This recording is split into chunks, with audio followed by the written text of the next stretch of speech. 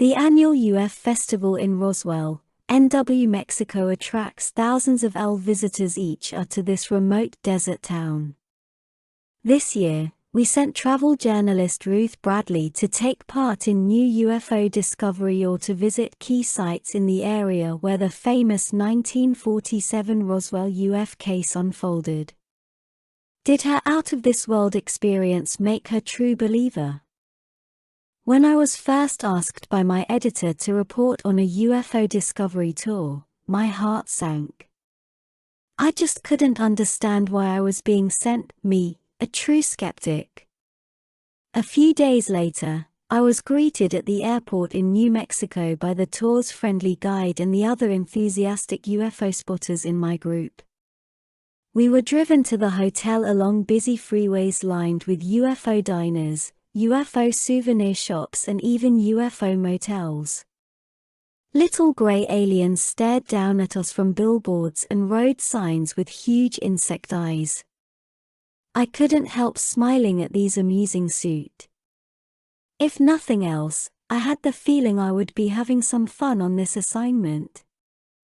The following morning, we were taken to the spot in Roswell where a cattle farmer, Mac Brazel, came across some large pieces of metal and a huge hole in the ground on the 8th of July, 1947.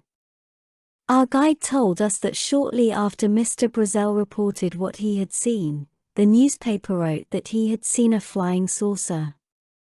The next day, however, they changed the story and reported that it wasn't a UFO at all, but simply a weather balloon. I wandered away from the group and looked around in the grass, half hoping to find one last piece of debris from the craft. I had to admit, the story so far was fascinating and I found myself looking forward to the next stage of the tour where we would be shown Building 84. This was the huge aircraft hangar on the old army base where the remains of the strange craft were taken to be examined.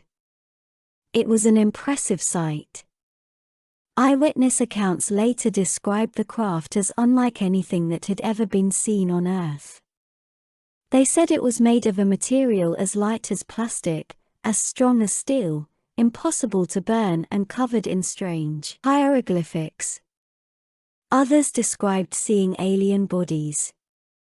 The day ended with a visit to the UFO Museum and I was fascinated by some creepy sketches of alien bodies on autopsy tables which were drawn by a nurse working in the base hospital at the time.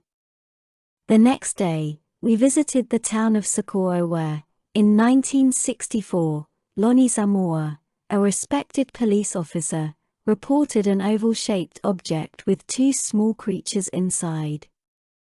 As he drew near, blue flames burst from the craft and it soared into the sky.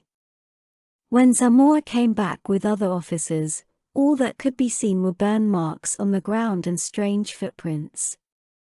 The locals in this area have many stories like this one and I asked whether we were going to go back home with a UFO story of our own. That night, we camped out in one of the Nevada desert's UFO hotspots. As we looked up into the dark sky, one couple from Phoenix, Arizona, told me about the night in March 1997 when they saw a weird formation of lights hovering above the city. They weren't alone, the strange phenomenon had been witnessed by over 10,000 locals and there is even video footage of it. What better souvenir to take back to the editor than a photo of a real UFO? I'm still doubtful whether UFOs and aliens exist. However, after spending a night under the stars in the eerie Nevada desert, I have to admit that if intelligent life from a far-off world decided to land on Earth, I wouldn't be at all surprised if this was the place they chose to visit.